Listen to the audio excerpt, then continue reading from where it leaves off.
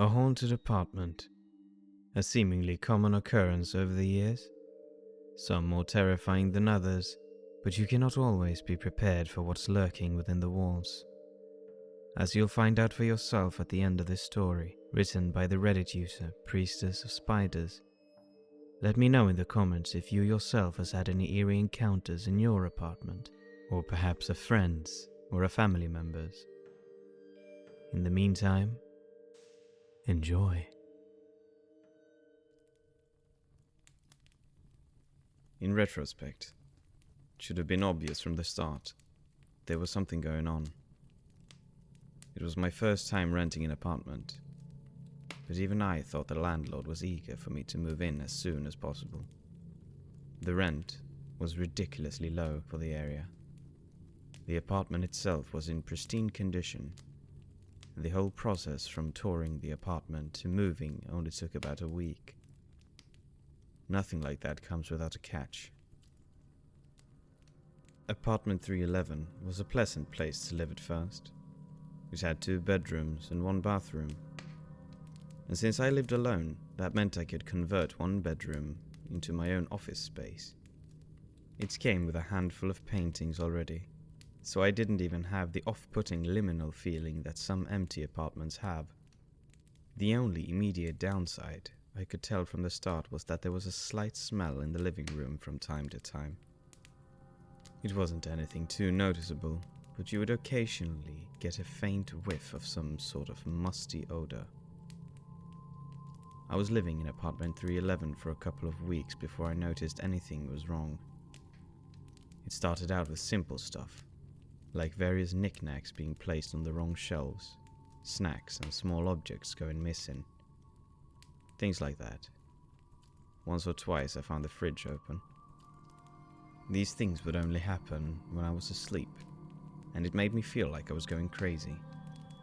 There was no way anyone could be breaking into my apartment just to steal some useless crap and move around some collectibles.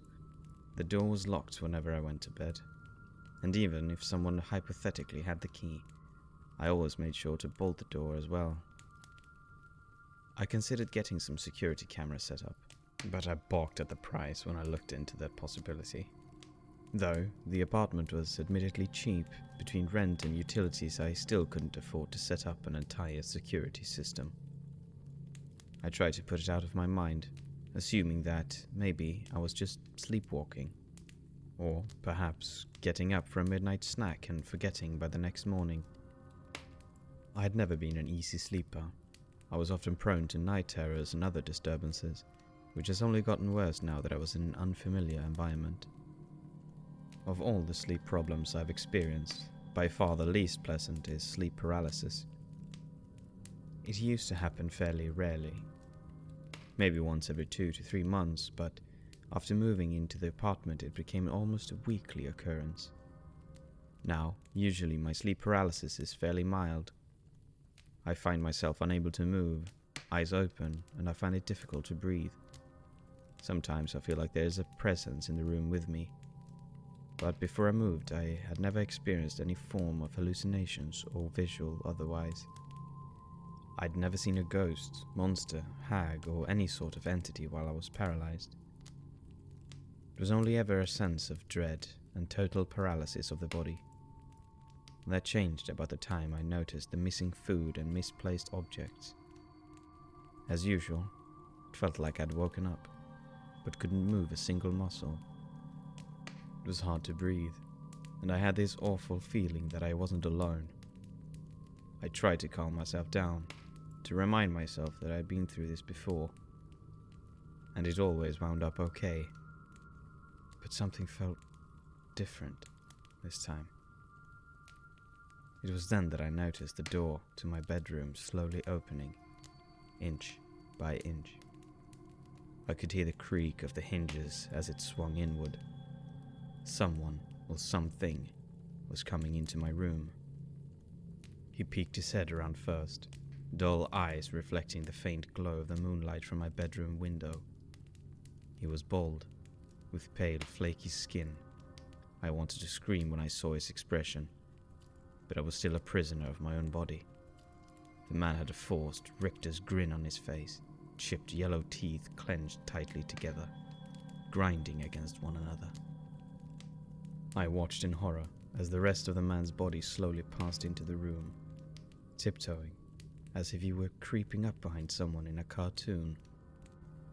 The man was utterly emaciated, almost skeletal in appearance, and covered in sores and pockmarks.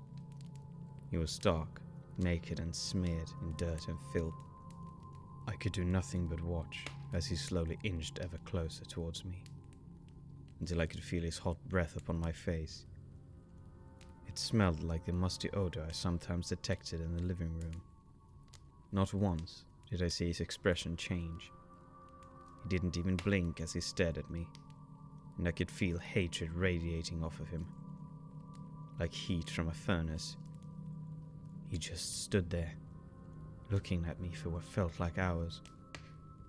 Eventually, he turned around and slowly sneaked back out of the room, gently shutting the door behind him. A few minutes later, I started to be able to move again, the paralysis wearing off as my body started to wake up properly. I had to call in sick to my job that day. The experience was such a shock to me. There was no way in hell I'd be able to get any work done. I spent a good hour just checking every room to make sure I was entirely alone. I searched in the closet, underneath the sinks, in my office, anywhere I thought someone could be hiding. When I found nothing, I managed to convince myself that it was all just a hallucination, that I was safe, a product of sleep paralysis. Things continued about the same for a while after that. Objects still went missing from time to time. The smell in the living room stayed just as musty as it ever was. And about every week or so I'd have another sleep paralysis incident. Of course, now every time I did experience sleep paralysis, I'd have to see my unwanted visitor again. I named him Jimmy, to try and reduce the terror a little bit. Putting a silly name to a horrifying face helped lessen my fear slightly. As far as sleep paralysis and hallucinations went, Jimmy wasn't too bad once I started to get used to him. He never touched me, or sat on my chest like some people's nightmares did. He just stood and stared. It was still deeply unpleasant, mind you, but I felt lucky that it was a consistent kind of unpleasantness at least. Then, I found the photograph. I noticed it underneath a pile of papers while I was doing some cleaning up. A picture of two women embracing in front of a waterfall. I didn't recognize either of the women, and I assumed it must have been from the previous tenant. I texted the landlord, Greg, and asked if he still had the old tenant's phone number so I could give her a call. He obliged. Within a few minutes, I was calling her. Hello, this is Rebecca. Who's this? Hi, my name is Fiora. I'm the current tenant of apartment 311. I think you may have left a photograph behind when you moved. I was wondering if you'd want to pick it up or I could mail it to you or something. There was a long pause on the other end of the phone. Hello? I asked. You need to get out of that apartment. You're not safe. I honestly didn't have a response but a laugh. Is this some kind of joke? I asked between chuckles. I heard a sigh of frustration. It's not a joke. I'm serious. Things have been gone missing, haven't they? That got my attention. How do you know that? Because it happened with me too. My girlfriend and I kept noticing things being moved or disappearing while we were asleep. Little things mostly. Snacks, trinkets, nothing major. Now, I never saw this, but my girlfriend swears one time when she got up in the middle of the night to get a glass of water, she saw this naked man staring at her. He was covered in sores, looked more like a corpse than a person. She woke me up and we called the police, of course, but they didn't find anything. I think. Rebecca paused for a moment, choosing her words. What? What is it? I asked, increasingly panicked. I began to worry that Jimmy, was more than just a simple hallucination. I think that 311 is haunted. We asked around some of the other residents, and apparently the last guy to live there just disappeared. Our best guess is that he must have died and his spirit just never left. My girlfriend is into some occult stuff, so she tried a cleansing ritual or something like that, but it didn't work. Things kept disappearing, and eventually we just decided to move. I hung up the phone.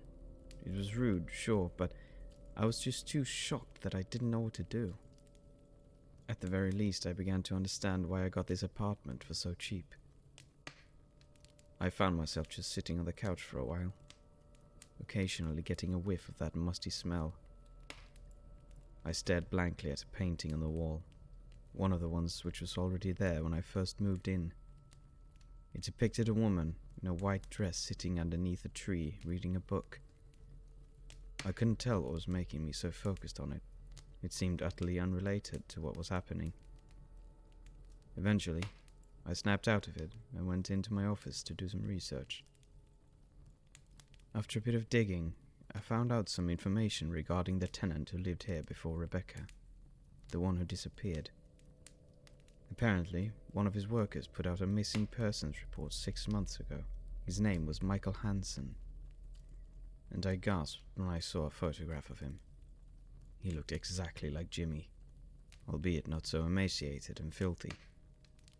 I hastily packed some of my things and made arrangement to stay at a friend's house for a couple of nights, telling them that my apartment had a roach problem and the landlord needed to fumigate it. I called into work and gave them a sob story about an uncle dying, enough to get some time off for a few days. With no more distractions from the ghost of Michael Hansen, I slept soundly on my friend's couch, unbothered by any sleep paralysis. The next 2 days were spent researching. I checked out dozens of books on folklore and the occult from the local library, scoured paranormal internet forums, and even watched a few episodes of some cheesy ghost hunting TV show. I was determined to figure out a way to put the spirit of Michael Hansen to rest. The stories were all wildly different, with countless potential solutions to my problem. Some sources said salt was a surefire way to banish spirits. Others said iron was a good ghost repellent, but most simply said I should give up and move. However, one myth piqued my interest. According to some beliefs, the spirits of the unquiet dead could be tied to objects from their life, binding them to the place where the object resided. If the object which their soul was bound to was destroyed, it freed their spirits and they could move on to the afterlife. I remembered the paintings. I had assumed that they were put there by the landlord, but it was just as possible that they were left behind Michael. I arrived back to the apartment, determined to grab the paintings and burn them, laying Michael Hansen's soul to rest, once and for all. I felt like some sort of hero, a badass monster hunter who saved the day with her intuition and a little bit of book smarts. One by one, I pulled the paintings off the walls, putting them in a cardboard box. I made a mental note to buy some lighter fluid on the way to the empty lot where I planned to burn them. I approached the final painting, the one which showed a woman in a white dress beneath a tree. I pulled it off the wall and recoiled as the musty smell increased in intensity. Staring in confusion, I saw a small rectangular hole where the painting used to be, about 4 feet off the ground and 2 feet by 2 feet in length and width. I shuddered in fear, remembering that Michael's body was never found. Perhaps he was murdered, his corpse hidden in the walls by some unknown assailant. I nervously flickered on my flashlight, peered within the hole, and screamed. I ran out of apartment 311 as fast as I could before calling the police, sobbing with terror. I had been prepared to find a body, maybe cut up into little pieces and wrapped in duct tape. I was ready for death and decay and rot. There's something fascinating about ghosts. Something somehow romantic about the notion that a part of someone could live on even after death. There was nothing romantic about seeing the clenched tooth grimace of Michael Hansen, glaring at me with hate as he stood in the small section of hollow wall which he'd been living in for the past 6 months.